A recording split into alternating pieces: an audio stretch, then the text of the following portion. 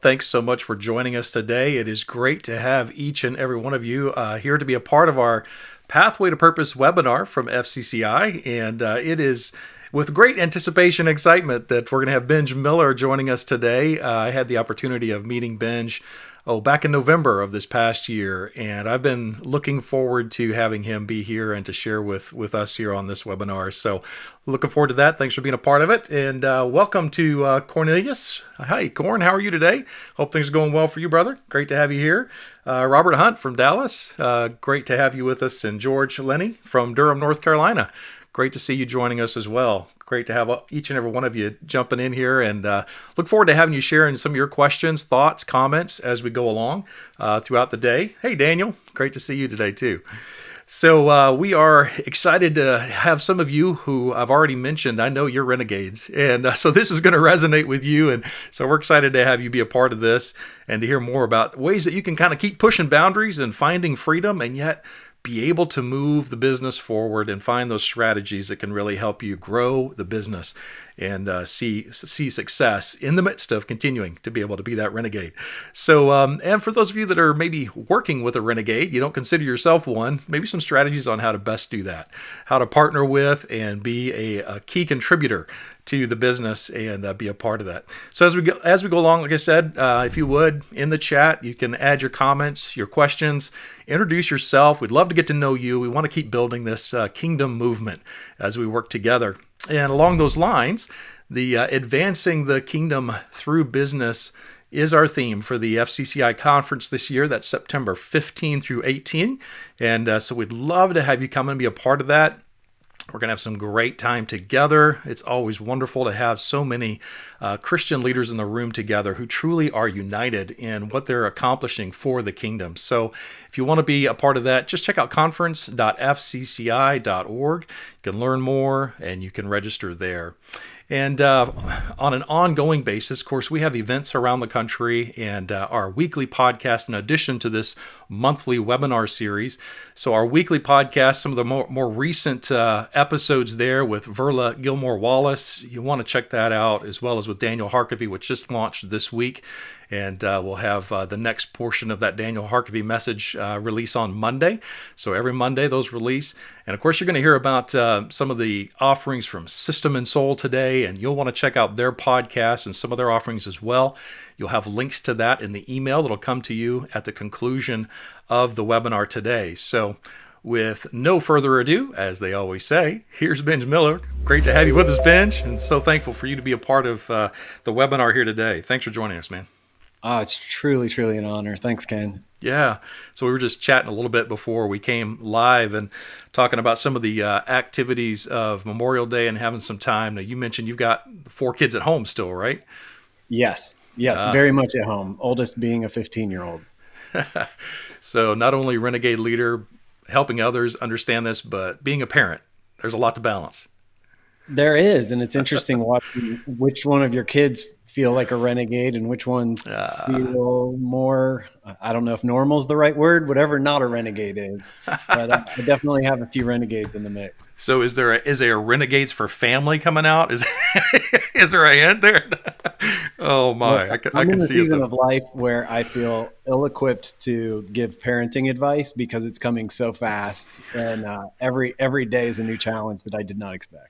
No doubt, no doubt. Oh, well, so many of us here on the webinar are in that process, and some of the folks that are a part of FCCI that are working with kids around the country, helping develop those next generation leaders. I'm so thankful for that. I mentioned Corn earlier. He's in the Atlanta area there with you, but he's doing a lot of that work. I'm very thankful for what he's doing. So, yeah, grateful to see. I see Moji Cinemas, Paul from Albuquerque. Thanks for jumping in with us. Great to have you here. And Tim, also from Albuquerque. So, and Hoodoo, great to see you. Great to have you here from Nigeria. And so we're seeing representation from around the world as people jump in, and even other folks from here in the wild country of East Tennessee. So Joanne, great to have you with us. Thanks for being here, part of our team. But as we get going here, and we'll dig in with Benj, if you do have questions, please do drop those in there into the chats, into the comments. if you put a Q in there, I'll be able to find those quickly and easily as I'm trying to chat and manage that at the same time. If you could just put a Q in there, it'll help me. I can find those quick and easy, and I can pop those in here in just a little bit, and we'll dig into some questions as we go along. So Benj, as I've read the book, of course, I'd heard about you, then I had a chance to actually meet you and be in the room with you there in November, and you shared a little bit about your personal faith journey. And I'd love for you just to share that, give us a little foundation as to where you are and how God's worked in your life. Sure. Yeah, we got real deep in November on that conversation. I grew up a pastor's kid, and typically you see that go a few different ways, but there's definitely some stereotypes in there. My version of stereotype was I was disillusioned with the church, but not of God. I saw my father figure, my dad, be a man of integrity through the challenges of being a pastor. It was more the inner workings of how the sausage is made in church world that made me very, very disillusioned with the church. So that took some healing. There was a very real moment in the 8th grade in a mission trip in the middle of nowhere, Kentucky, where I came face to face with my own brokenness and his redemption. There was a moment as a junior in high school where I had just started running with the wrong kind of group of kids, and God brought me back in a very, very powerful way. And then God really used my own business to bring me back to him. When I was about 30, we had a year of what I thought was phenomenal success.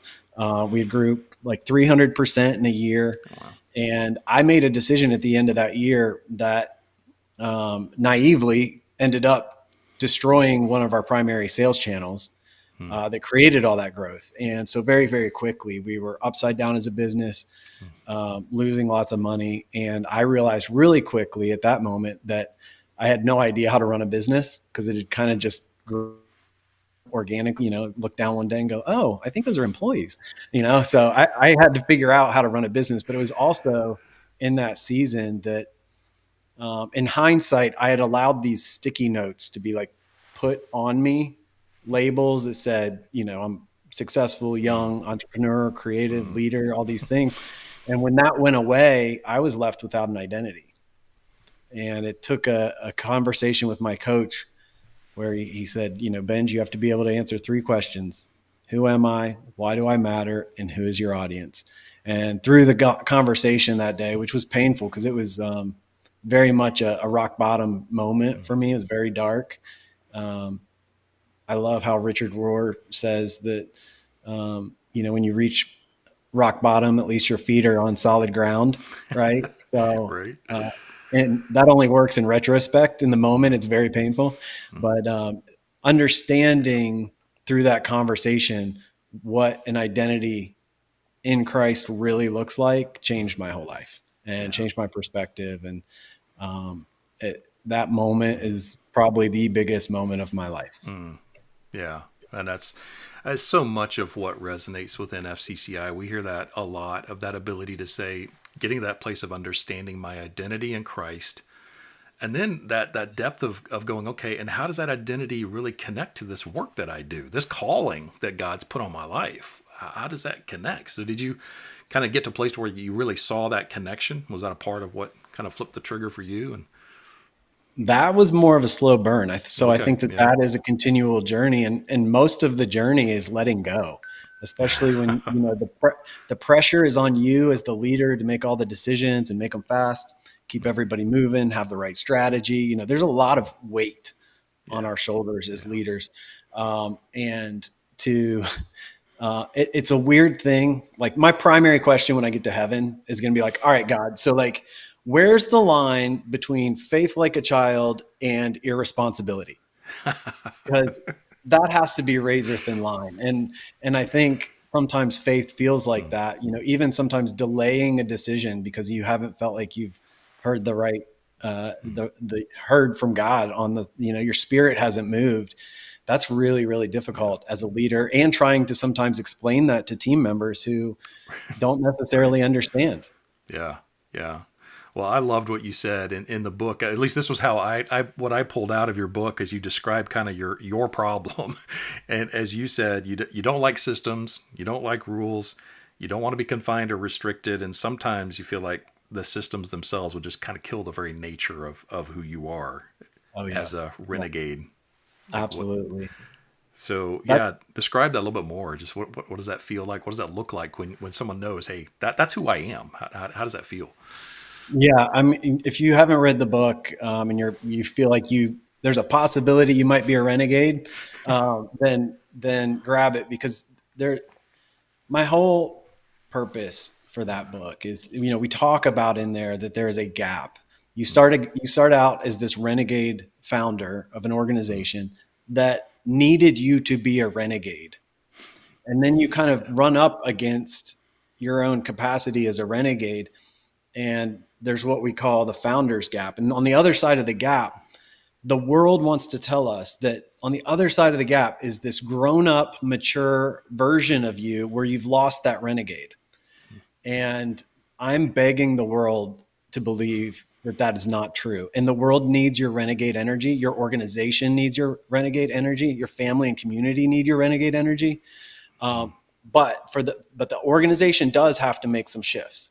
So the book, in the end, we talk about the 6 shifts that organizations need to make, but it's not the renegade losing his Yeah.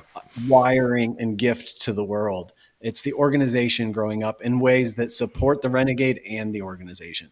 Yeah. Well, and you talk about even for, and I think this is probably true for a lot of people that are joining us here on the webinar, that there's a certain point at which you kind of realize there's a problem here. Like my renegade issue is a Oh problem. yeah. So Oh talk yeah. about kind of when does that happen? And in the book, I love the fact that you call it. You kind of get to that point where you understand your shit show. It's like I Yeah. understand who I am. And even in Yeah. Scripture, we read, Jesus says, "Hey, yeah, you're going to think your righteousness, your all that good work that you're doing." It's like filthy rags. It's junk in Jesus' mind, right? So it's like, yeah, Jesus uses that kind of analogy too. Like, hey, come on, you got to get to where you get a grip on that and understand you don't got it. Yeah. So what does that look like when does that problem really kind of manifest itself typically? Where do you see that happening? If I spoke very, very generically, I think it's when you get to the place where you can no longer make all the decisions, turn all the dials, manage all the people. That for me, I was in a moment where I was actually feeling really good about the business, and wanted to take it to the next level. So I brought in a consultant.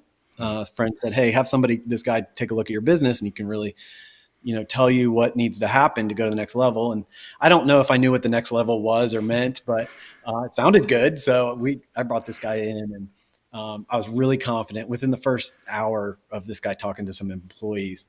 Um, I, I realized, I now call it we all work in a 2-story building. There's the story that I'm telling and the story that everybody else is experiencing. So, I thought we were fun and flexible and, loose titles, loose meetings, freedom, not much direction. But the team felt like it was chaotic.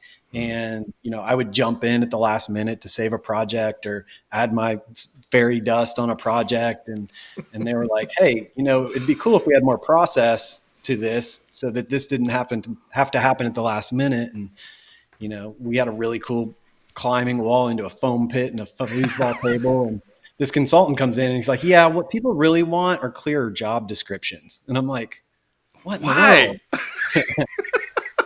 So Yeah. that's what it was for me. It was really like, I didn't want to be an oppressive boss or a micromanaging boss. Right. So but I failed to do the primary job of a leader, which was to create clarity for the people in the organization. Yeah. Well, and you had listed in the book, I jotted this down here in my notes that the problem as it was described was that 7 out of 10 employees are misaligned with their company's strategic direction. 55% of managers can only name one of their company's top 5 priorities. Oh yeah. And 42% of employees say they're not engaged in any training for adopting process techniques. Like they're just not even, Yeah. And Yeah. when I read that, I was like, wow, that's a real problem. That's a very disconcerting problem Yeah. Yeah. to We, overcome. Strategy is one of the main things that we work on at System and Soul, and we've Mm, found that most companies, it falls into a couple categories. One is negligent. There just is no strategy. Sometimes that's just because there's no strategy, and sometimes it's because they've tried it before and it's failed. So why bother? mm, Some places it's stagnant. So we set this strategy, but we haven't really looked at it. We haven't updated it. Reality's hit and mhm. we haven't adjusted it. Yeah. And sometimes it's exclusive. So it lives in the head of one or two people, but the whole organization hasn't been aligned to it. They're not on board. They don't understand why those things are important. And Mm, so communication and clarity and repeating, and even sometimes, what's your role in this strategic objective? That's when it becomes real for the employees. yeah. And even to step back for just a second, because I mean, even the name, System and Soul. Give us a little bit of a description. Why is it called System and Soul? Yeah. So, well, when that same consultant came into my business, he helped me over some course of time put some systems in the business, and Mm, I fell in love with this idea that where I thought these boundaries would confine me and restrict mm, me, they were actually really, really empowering. mm, For example, something as small as I get a lot of ideas. So on a Saturday night when I'm at home and I have a bunch of ideas, what do I do with them? Most leaders will get on their email and start banging out emails to everybody in their organization. Hey, what if we did this? What if we do this? So what is that person at home doing? Well, they're getting this email Sunday morning or in the middle of the night and going, what am I supposed to do with this? what? Is this like a pivot? Do I do this? Has he been drinking? Like, what is happening right now? Right. So, to have a place where my ideas go and Mm, they get, they're there mm-hmm, for the right time, for a conversation with the right people, even something so small to that's like a system, mm, right? So we mm, put in these little tiny things that actually empower me as a leader, as a renegade, empower my team, because most of the things on the system side that we put in are not best run by the renegade, yeah. but they don't have to be. They have to be valued by the renegade, but Mm, not managed by the yeah. renegade. So that's a big area of separation. And then the Mm, soul, as I then moved into the realm of helping other companies implement systems in their business, changed my life. I'm like, why don't I empower some other entrepreneurs? But what I found is if they hadn't really grasped who they were as an organization, yeah. and how, what are the things that they're going to focus on, what's their identity as an organization, how are they going to do people and leadership development, if that was empty and we just put in these systems, then we were building more efficient, really crappy companies, and that was Right. not Right. fulfilling to me. Yeah. Well, I love that, as you talked about the fact that, well, I think it's the second of the six shifts that you mentioned in the book that really resonated with me, and it ties into what you said a moment ago about just that structure and yet the flexibility. Because the second of the shifts is the cadence shift, Yeah. and it resonated with me because I've spent a lifetime involved in music, music composition's my background. So, and the analogy of jazz is used, and it just spoke to me because it helped me see this entire framework so quickly and easily. And maybe it won't resonate with others, but it sure did with me. Just that fact that there is a cadence, there is that Yeah. ability to know there's a baseline. Everyone knows exactly where we're going, and yet we can improvise. There's Yeah. freedom and flexibility, and yet there's structure. And I love that. Got the system and the soul. It's together there in that analogy. So I love that. I don't know if you can It speak is. to that some more as far as just that structure and how that allows for that freedom for the team. Yeah. Yeah. Well, in the early days of an organization, the renegade, they dance to the beat of their own drum, right? So as they're seeing something, they're reacting. As they're hearing something, they're reacting, and that is a huge competence and advantage for that organization. Right. And early on, we call it the barbarian phase, the innovation phase of a business, where you're just figuring things out. That's the primary attribute of a stage one company, is their ability to figure things out as they go. And they need that in stage one.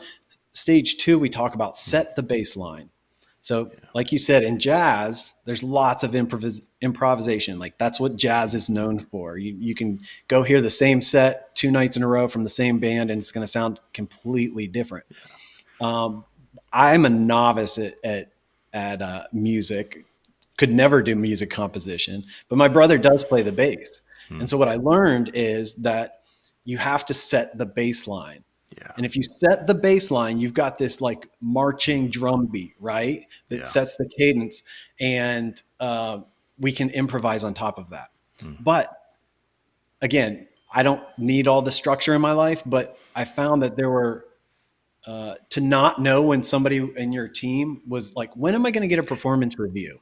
Right. When are we going to have a meeting to talk about this? What do I Yeah. do with this? When am I getting measured on that? Like those questions that live without cadence for employees create a sense of angst and turmoil inside of them. And if we can just set a baseline Hmm. and put some things on a calendar, then everybody gets at ease. And we ultimately, as founders, as renegades, as leaders of organizations, it helps us too. Hmm. Yeah. Yeah, absolutely. Because then there's that confidence that your team can follow. They can follow the baseline, right? And Yeah. you know, yep, they're sure enough, they're going to be able to get there and help us do what we need to do. I loved the fact that in the first of the six shifts in the book, is the design shift. It's a phrase that I've used before, and so it hit me again. But your business is finely tuned for the results it is currently getting. And I So think, convicting. oh, that one just jumps out at me every time I hear that. I just like, oh, wow, does that speak? And you talk about structure and processes, and but also the third one, which I'd love for you to clarify a little bit for me, even, is just strategic bets. Yeah. As you talk about that, what do we mean there?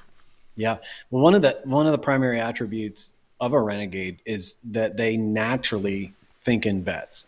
So if I'm going to start this business, if I'm going to hire this employee, if I'm going to buy this piece of machinery, there is a internal subconscious calculation that happens for them, right? Because I've got a fixed number of resources, time, money, energy, equity, debt, all of these things that I can put on the table. We know that if we disperse them, we get law of diminishing returns because there's no focus. So if I create one or two things that I'm going to bet on in any given period of time, it creates focus, but the return better be worth the risk. Mm-hmm. So how do I steward I just think about a roulette table because it's the clearest illustration for me. I've got a set of chips. I can only put them a couple places.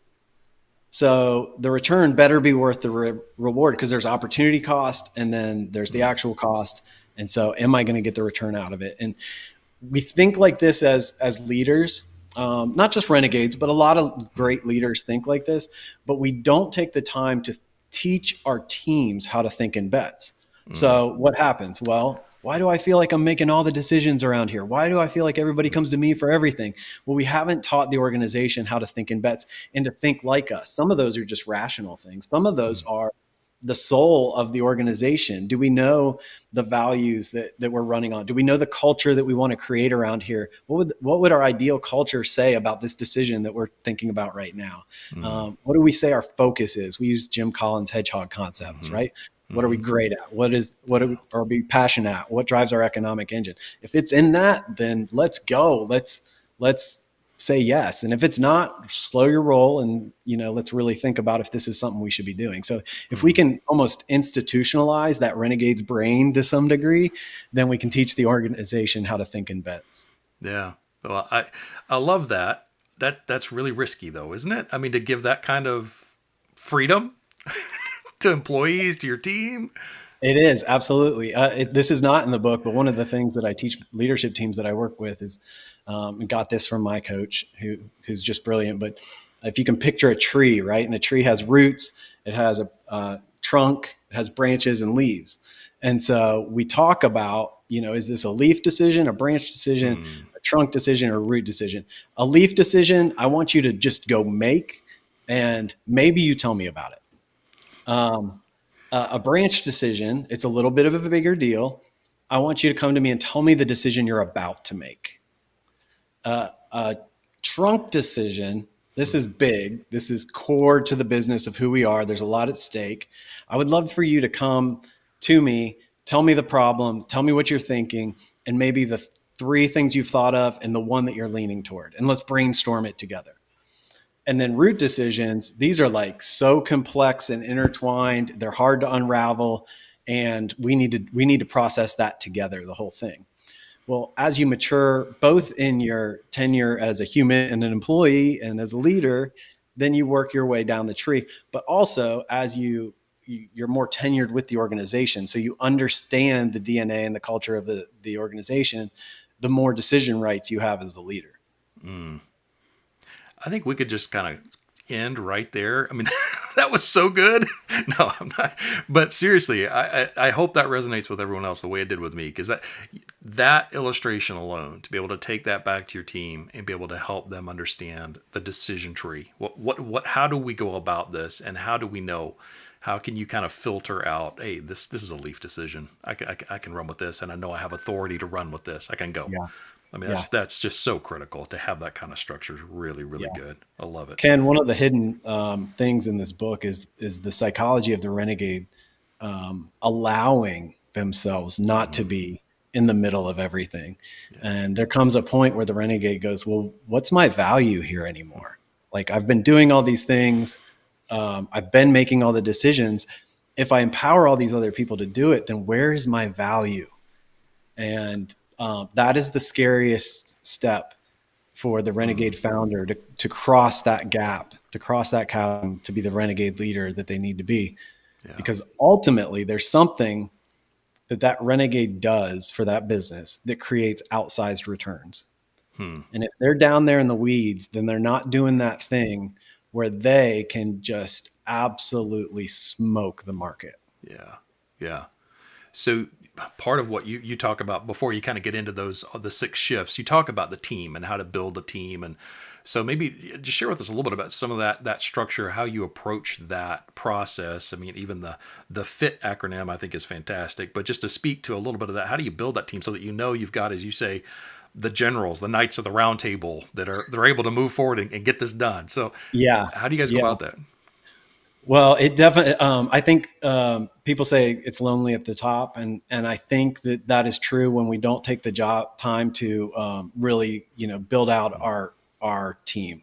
And our team has lots of. We think about our team as our employees, but I want to put them in a couple different buckets. So the first thing is, especially if you're like in a stage 1, early stage 2 company, if you haven't done it as a renegade, as a leader, you need a really, really good administrator that can take all of the administration off of your plate.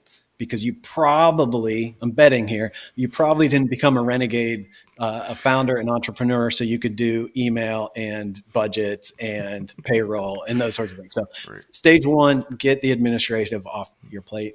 From there, there's a few other people that we need on our team. You need a good coach. A coach is like an insurance policy. You pay a little and you get a ton if you ever, for all of the problems that you're going to avoid.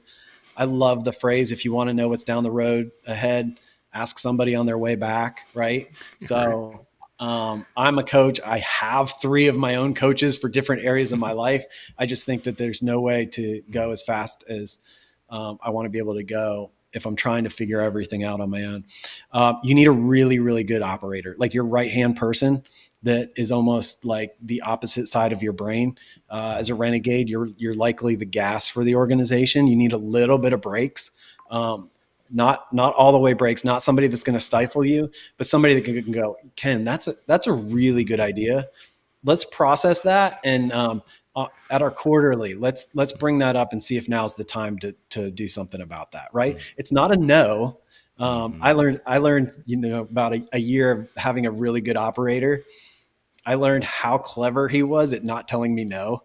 He would just say, "Oh yeah, great idea, Ben. I'll put that on my list." That's all I needed to hear, right? Like, somebody heard me, they captured it. If it's good, it'll come back. But a really good operator that when we talk about those 6 shifts in the business, it's kind of, if we have an operator that we can trust with those things, man, that's empowering. And it's so freeing for us, so we can go back to doing the thing that we were meant to do. You need a peer group. So FCCI is great at that, Right. but find a group of men or women that are traveling the same path you are. Maybe they're a step ahead, a step behind, right where you are. But the network of, like, you don't know when you're going to need a very Right. specific type of attorney, right? And Hmm. it's way better to ask your peer group than to get on Google or Angie's List. I don't even know where you find an attorney. And then the last piece of this is building out your leadership team. So if we think about the functions that our business needs and who are the right people to lead those functions, and if you can round those five different players up in your organization, then Hmm. you're setting yourself up for success. That's fantastic, and we talk a lot within our groups and just ongoing conversation with an FCCI about how do it's the HR process, right? It's always that's the thing that we all just work on and work on and work on. How do we find the right people? So I love that acronym that you used, where Oh yeah, that fit, the fuel, the impact, but then yeah, which we understand. How do they fuel your unique genius? How does that person impact you or create impact with you? But the other one that I thought was really good was T for the time. Where yeah, are they at their stage, their capacity, their maturity? All those things that play into, is this a good fit for us right now as far as that yeah, role? Yeah. yeah. And that's something we not only use in hiring, but we ask once a quarter. Hmm. Ken, talking about how the quarter's going, Hmm. how would you rate Yeah. your fit here? Is this role that you're in right now fueling your unique ability? Are you creating positive, significant impact? And is this timely for where you're Hmm. at, where this organization's at, in Yeah. your career, in our maturity? Is it a good fit? Hmm. Yeah. That's great. We had a question come in here. In fact, let me, looks like, give me just a second and I will pull up the questions here. Here we go. Comments and reactions. Let me just fire this one up here just a second, Benj, and we'll take a look here. Just the idea of, where do we find, you mentioned coaches. So, where do you find a good coach? What do you recommend? Yeah, it depends on what you're looking for. So, um, I have a fitness coach that I found on LinkedIn, and almost everybody else that I work with as a coach has come from my peer group and recommendations from my peer group. So I've been in the same peer group for 16 years, and that peer group That's is great. chaired by my coach. So I got a 2-for-1 on that deal. So John Ritchie has been leading me for 16 plus years, along with another group of guys. And whenever we, are stuck or need a Hmm. resource, that's our first email is, hey guys, know anybody that has this, knows this, et cetera. And that's been huge. Um, you know, there's FCCI groups, there are convene groups, there Yeah. are C12 groups, a Hmm. lot of like-minded people in groups like that all around the world. Great place to go look and to find those. Yeah, absolutely. I love that. Well, good. So you had mentioned the these six shifts. I want to read through them real quick, just so we kind of lay them all out there, just so people know what's here. So we have the design shift. We talked a little about that. The cadence shift, and then the score shift, which is keeping score, and the destination shift, the ethos shift, and then the people shift. And so those are the six. If anyone was wondering, well, what are they talking about? What are these six shifts that they've mentioned? So, but as you talk about keeping score, and I'll just call out as far as our executive director Ryan Dickinson, he does a great job of applying a lot of these principles. These principles are consistent for us, and I'm very thankful for that. It's been excellent. But in particular, the score shift, when you really start to understand, and the quote that I had jotted down says, our role as the Renegade leader is to help the team see the score and understand the game they're playing, when to call a timeout, when to regroup, and most importantly, when they're winning. So to have that ability to kind of be able to push that forward and give people confidence. So talk about that a little bit, just that whole process, and what's the best way to keep score, maybe even how do we go Yeah. about that? So let me start with my underlying hesitation on this one. It was probably my last to understand in all of these, because I almost felt like it was almost oppressive to give somebody a number. Ken, Mm-hmm. here's your number. We're going to measure your Right. number. Yep. It feels impersonal. What I realized is that um, it's one of the most dignifying things we can do as a leader is to give them that clarity to know if they're winning or not. There's nothing worse than working your butt off all day long and going home and, spouse asks you, how was your day? And you're like, I don't know. Did I win today? Did I lose today? Did I win this week? Am I doing what am I supposed to be doing? Like that is demoralizing. Right. So even if I can say, you know what, this week it was an 8 out of 10. I try and get my 10 every week, but I was really close, and next week I'll get it. Like there's an understanding there. There's a level of clarity. I'm a basketball guy, so my basketball is my analogy here. So if we're in a game, like you don't have a scoreboard and play the whole game and look up at the end and go, oh, we won, or oh, we lost, right? You have it so that you can make adjustments. You can call timeout. That's where the coach is good because they can see what's happening on the field maybe and make some adjustments that you can't see when you're in the game. And so we want everybody to be able to look up and know if they're winning or not. And I think it's each one of these shifts is actually tied to a dignity that we can give our people. And this is the dignity of success and the dignity of knowing when you're winning. That is fantastic because that ties back to that initial comment about identity. If we give people that dignity of understanding, clarity of role, who they are, how they're contributing, that is absolutely awesome.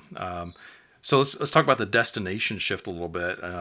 Common purpose, knowing why we are going where we're going. The why. That's so important. Yeah. There's a lot of the world says, be patient and you might get lucky. And the renegade goes, how about I go make my own luck? Right. And so they set out down a path. They kind of have some fuzzy, narrative idea of where they're going.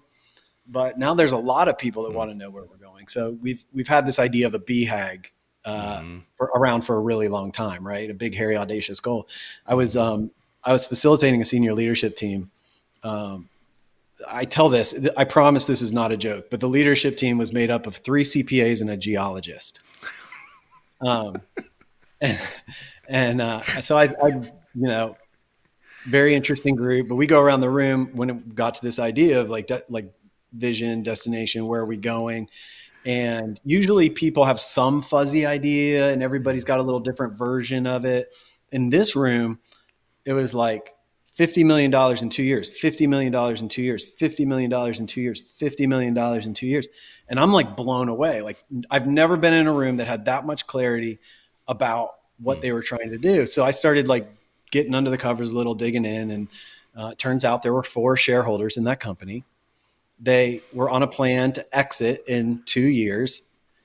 And they wanted to do it for $50 million. So I love the clarity, but I went back and I said, so just to get this straight, like we have a narrative we want to go pitch to this company that says, hey, we need everybody to rally to get us to $50 million so we can abandon you and our customers.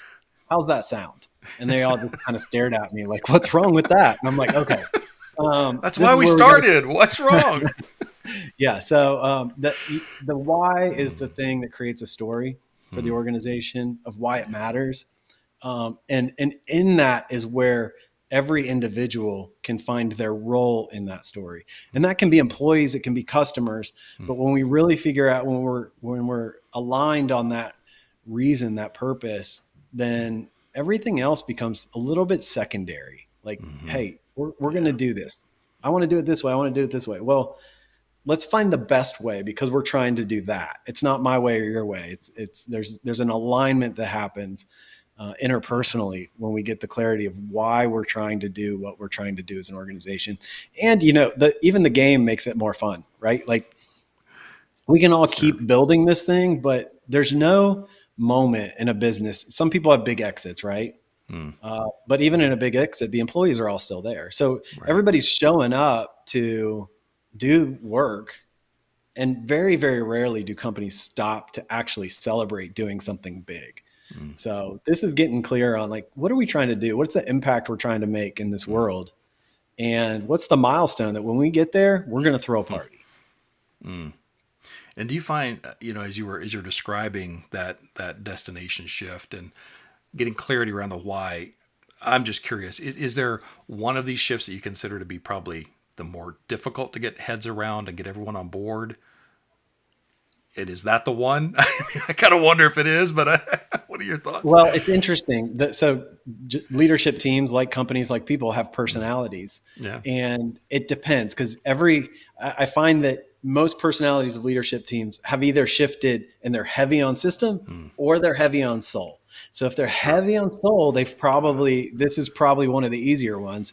But if they're heavy on systems, yeah, this is quite the challenge for them to go, oh, yeah, we do need something bigger here. Need to clarify that why. Yeah, get that direction there.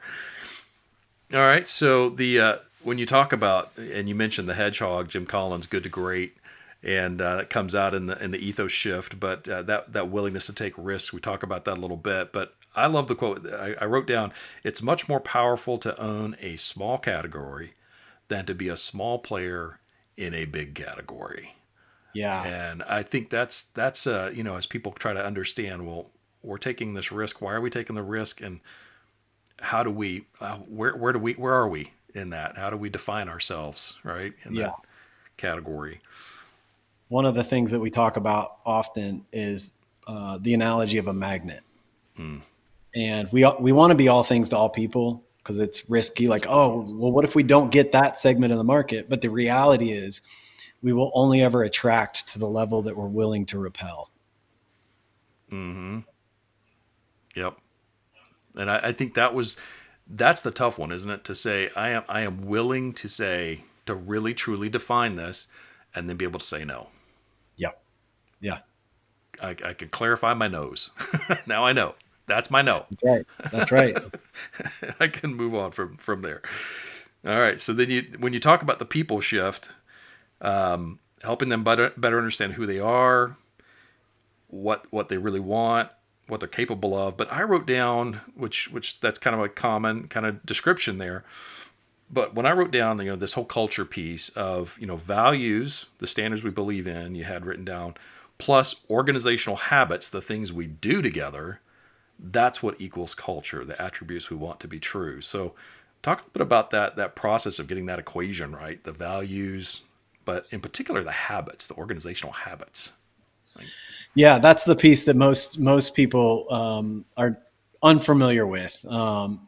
The I've got a friend who's an engineer, and he's got all these different teams in his business, and he really believes that the culture is just the makeup of the personalities in the mm, team. And I'm like, he's an engineer. How do you not get this? Like, mm, that is true unless we want to be intentional about our culture.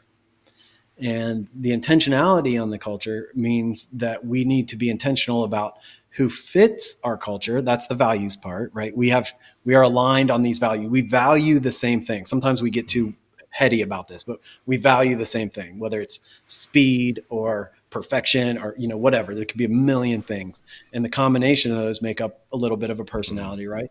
So that's the people, and all the people come in and they have this shared way of doing what they do. But what does the organization do to then contribute to the culture we want to have? yeah. So again, just like starting with why, we want to start with the end in mind. Mm, So, and then we start with the attributes. What are the attributes we want to be true of our culture? At System and Soul, we want it to be fun, fearless, and flexible, right? So, if we've got people that live these values, we want this as our cultural, attributes. Like, mm, what would you want to read about your organization when you go on Glassdoor and people yeah. are honestly reviewing you from an employee standpoint? Like if you read your dream list, that would be the attributes of your culture. So then we have to solve for X. In the middle of there is your organizational habits. So what are the things that we're committed to doing? We're going to budget, we're going to resource, put manpower, whatever it is. And we do these things together as an organization. And some can be as simple as like a monthly all staff meeting or a monthly Mm, lunch or whatever.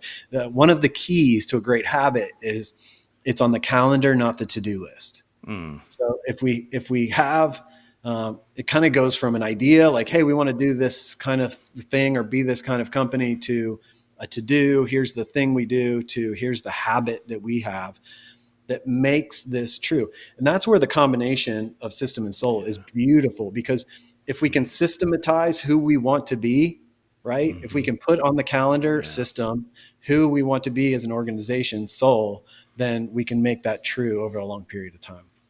That is beautiful. I love that. Yeah, being able to calendar it so that you know this is no, we've gotten to the point where this defines us, and it's that important. We're gonna we're gonna make this happen.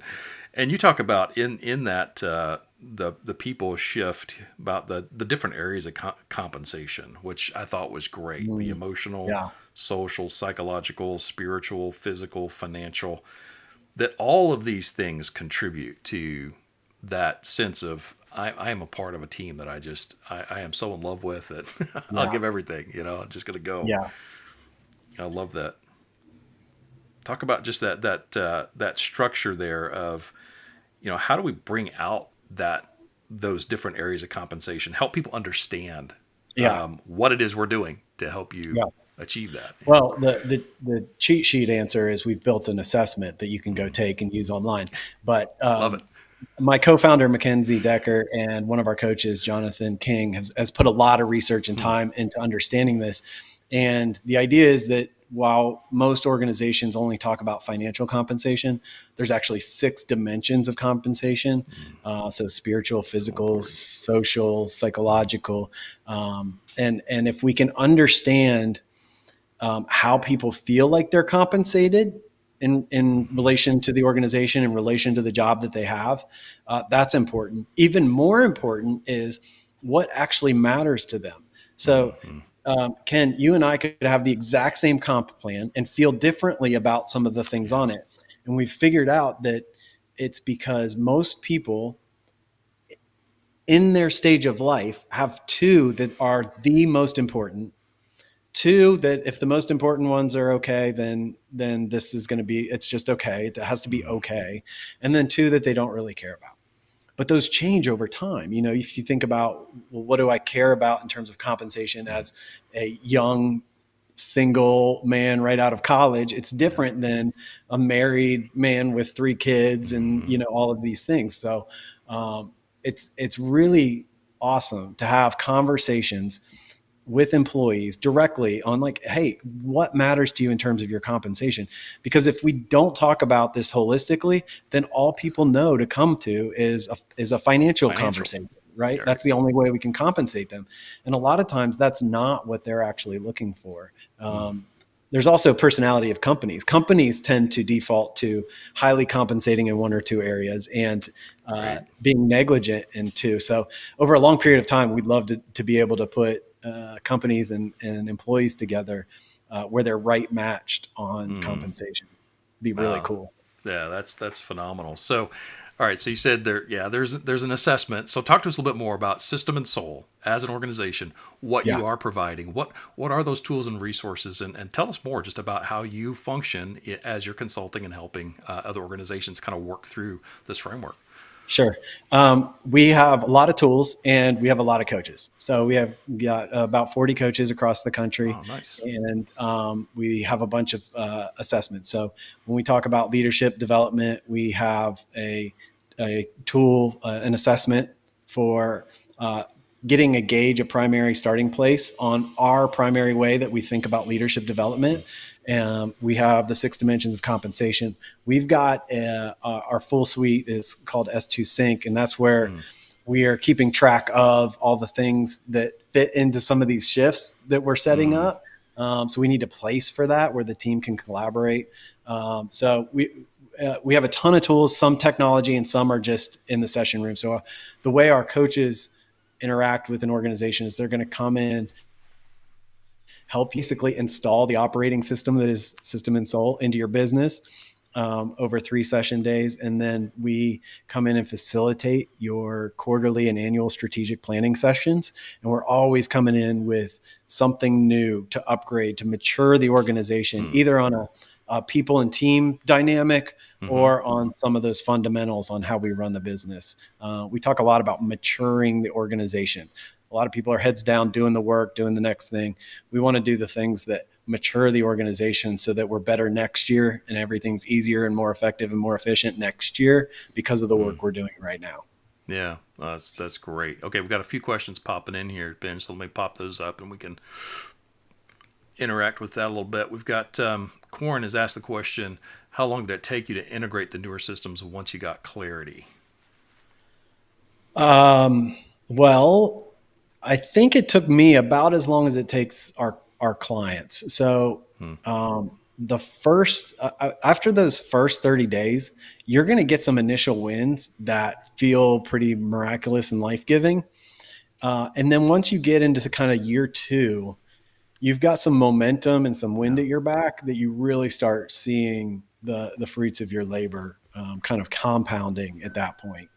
Those are kind of 2 critical points. Not to say that there's not some hard work and pain along the way. Mm-hmm. Yeah. And then another question here: how do you phase the compensation question to indicate that you're asking beyond financial comp? Yeah. How do you kind of develop that process of digging in Yeah. there? So the assessment really helps break the ice. And once we don't just go and ask like, how do you feel you're spiritually compensated? It's there's some questions in there that are like, do you feel like your work has purpose and meaning? Right. I saw somebody ask about what the physical compensation is. It's like, does your work give you the flexibility you need to be the person you want to be in other areas of your life? Right. And so that's really important. You go from not having kids to having kids. You need a different you need some flexibility in that physical compensation. Yeah. Yeah. That's great. And I would think that, how much does it over time, as you work with the team, there begins to become a kind of and not only just an understanding, but the team itself begins to help each other understand these other areas of compensation. I mean, it becomes the culture, right? I mean, it All of develops. this. Yeah. Yes. It becomes this is the way we do things here. It becomes normal. Um, Yeah. even like most companies have never had a conversation of like, how do we do conflict here? If you think about how you grew up and how I grew up and how, Joe Smith grew up, we all grew Right. up in different households that handled conflict very differently. And now we're all sitting in the same office and expected to be mature, but we don't know how does this organization deal with conflict? All of those things start to become um, just operationalized in a way that when you come into a culture, you learn the culture and you adapt to the culture. Yeah. I love that. So if we were to kind of, as we come toward wrapping things up here, Benj, and I really appreciate this conversation. It's been really good. Very thankful for the insights. And I know that as folks hopefully get the book, by the way, there was a question about where do we get the book. We'll have that in the email that comes out. You'll have a link and you'll be able to chase that down and get the book. But maybe some key tips, some ideas. What are some tangible next steps that you would recommend for folks that have been a part of things here today? Yeah, sure. All of our coaches offer free strategy sprints. If you're kind of stuck with your leadership team, it's a great way to engage and get a taste for working with one of our coaches in a very hands-on, you're going to walk away with some clear priorities for your next quarter and how to get those done. And if you just want to be casual friends, I've got a daily leadership email that I send out. It's very short because as a renegade, that's all I can read. But it's a reminder or a tip of something, some of the things, like I said, that need to be on a calendar. There's subtly a calendar behind the email drip that reminds us of those things that we need to do ongoing, or just reminders. There's so much good. I made up very, very little of the content for this, Ken. I just synthesized it in a way that we can ingest it and put it Sure. to work. Sure. And that's the 261, the number is 261.com. Is that correct Yep. for that? 261.com. All right. And that'll be in the email as well. So you'll be able to chase that down, folks, as that comes out to you as well. So any closing thoughts, Benj? Anything that we haven't covered that you'd like to make sure we hit on? Oh man, I would just want to absolutely encourage if you're feeling like, hey, I might be a renegade. Hey, if you're not, I hope I awoken a little renegade in you. But if you're feeling some resonance with this renegade idea, just know that you are a ripple effect in the world around you, and don't try to minimize what you've been given as a renegade. The world needs it. Your organizations need it. Your family need it. But Yeah. there are some ways to kind of capture that renegade spirit to make sure it's infused in the organization without you having to drive every little thing, and give you some of the freedom that you anticipated about having your own organization when you set out. Yeah, and as a part of FCCI, for those that are with us, that ability for us to bring those renegades together. Again, our goal to advance the kingdom through business. Our goal is to say, let's capitalize on these businesses for kingdom endeavors, which we absolutely need the renegade leaders to be out there moving things forward and making a difference, but then also coming together, connecting, getting to know each other in order that we can together figure out what renegade ideas does God want us to tackle together, and to be able to do that. So very thankful for being able to kind of chase that down a little bit today, and to encourage people in their renegade spirit. So thanks, Yeah. Benj, very much. Look forward to all the future connections along the way, and for folks jumping in with you here and learning more as we go forward. So thank you. Yeah, my pleasure. Well, and as we wrap up today, let me just remind you about next month's webinar, which is with Doug Nix, the founder and chairman of Stillwater M&A Advisors. And we'll be talking a little bit about that process of exiting your business well. You've been a renegade leader, but where is the finish line? What does that look like? How do you prepare for it? How do you best tackle the strategies and the processes to get there? So going to be a great webinar with Doug Nix. Looking forward to that time together. So join us. That's on the 18th from 1 to 2 p.m. next month. So look forward to seeing you there. And thanks so much for joining us here today. Look for that email. It'll be coming out in just the next few minutes.